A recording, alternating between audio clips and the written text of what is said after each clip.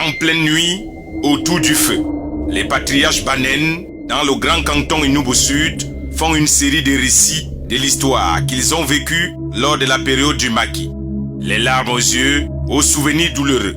Ils tentent d'expliquer à la nouvelle génération comment 9 villages se sont regroupés dans ce petit espace il y a plus de 60 ans. Nous sommes dans le département du Mbamé-Inubu, arrondissement d'Indikinemeki, région du centre au Cameroun, en pleine forêt équatoriale. Ces gens sont à plus d'une trentaine de kilomètres du centre-ville d'Indikinemeki. Plusieurs parmi eux ne savent pas à quoi ressemble leur propre village, ravagé il y a 60 ans par des actes de barbarie et de tuerie des maquisards. Ce lieu restera à jamais le souvenir historique d'un peuple qui a failli être effacé de la carte du Cameroun à travers les guerres indépendantistes. Plusieurs Banen ont toujours le cœur meurtri. Ils pensent à cette époque de traumatisme à l'image de plusieurs témoignages de ceux qui sont encore en vie. On a tapé sur moi et ma maman, on l'a tué. Voilà les preuves partout. On croyait qu'il était déjà un mourant.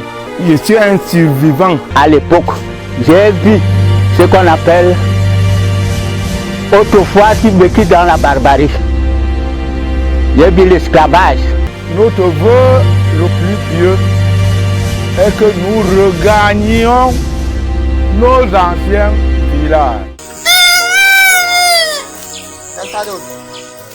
L'histoire tragique d'un peuple qui attend toujours que les nombreuses promesses faites à son endroit soient réalisées. Il croupit dans une énorme brousse où aucun véhicule n'a accès en pleine saison pluvieuse. Plusieurs ont vécu ces moments atroces et les racontent pour la mémoire de l'histoire. L'équipe de Grand Reportage a effectué le déplacement dans ce village situé à plus de 360 km de la capitale du Cameroun.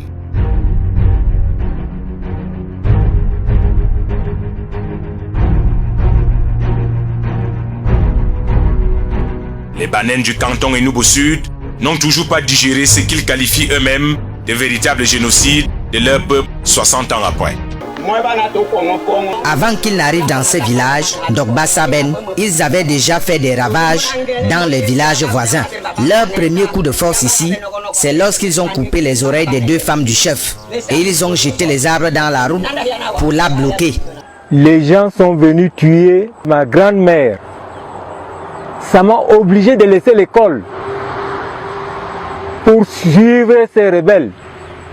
J'étais dans l'autodéfense. On restait là, on sillonnait tous les villages pour garder ce village. On a demandé de recruter les jeunes dans le village. On était encadrés par les militaires. Le premier combat, nous sommes partis en deux avant le pont de Tonga. On a réussi à tirer 3 maquis. Quand la guerre a commencé à faire des ravages, le gouvernement a demandé aux gens de se rassembler au même endroit. Question de fuir leur village parce que les maquisards se cachaient dans la forêt. Les 9 villages qui cohabitaient ici, aujourd'hui, sont toujours là. L'administration a vu bon de demander que nous partions de nos villages sous peine que ces gens-là, après qu'ils aient tué nos responsables, qu'ils ne reviennent décimer le reste des populations. Le maquis a embrigadé de nombreux fils et filles du village, occasionné de nombreuses pertes en vies humaines, laissant derrière lui de multiples orphelins, veuves et veufs. 60 ans après, plusieurs ont toujours le souvenir mélancolique. Le jour même de mon mariage, ils sont venus pour arrêter mon mari et mon père nous a dit de fuir. Ils avaient déjà tué plusieurs personnes à côté de notre maison. C'est moi que ces gens calculaient.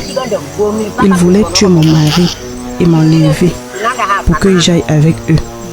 Ils disaient que j'étais trop belle pour épouser un tel homme.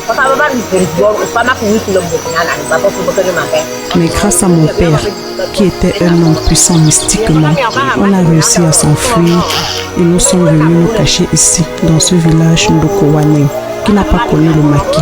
On a tué tous les membres de ma famille, y compris mon premier copain qui devait m'épouser. Mais lors du combat, un autre homme m'a aidé et c'est lui qui est devenu mon mari et qui était de ce village. Ce fut des moments atroces. J'en tremble encore jusqu'à ce jour. Des vies humaines brisées, des villages ravagés par les maquisards. De nombreux combattants fils du village qui ont résisté à ces derniers au point d'intégrer la garde civique républicaine. Moi, je ne connais pas combien même on me paie. On me donne 12 francs et demi. Et moi, je travaille 12 heures par jour. Ils m'ont habillé en kaki militaire complet. Et alors cela, ils me disent que tu es déjà de l'armée. Donc, quand tu vois les militaires, bon, quel militaire qui passe seulement avec ça, moi, avec la tenue là, on saura que tu es militaire. Ne fouille pas. Bété Enoch Bendogba Saber regroupement, c'est lui qui a tiré sur Yéna Leba. Et quand il tirait sur Yéna Leba, Yéna Leba qui crie Aïmewo. Ça veut dire? Maman, je suis mort. Quand les rebelles venaient, on les abattait, c'était le peloton mobile. On dit qu'on doit recruter la garde civique. On nous recrute en Diki le 10 septembre 1965. C'est ainsi qu'on nous envoie à Tombel faire la formation. Et quand on finit la formation, on est rentré à Makéréné où on nous envoie à la 23e compagnie. 60 ans après les indépendances, le canton Enugu Sud continue à revendiquer la reconnaissance républicaine du peuple Banen qui s'est dit être la victime la plus excessive de cette barbarie à nul autre pareil du temps des indépendances.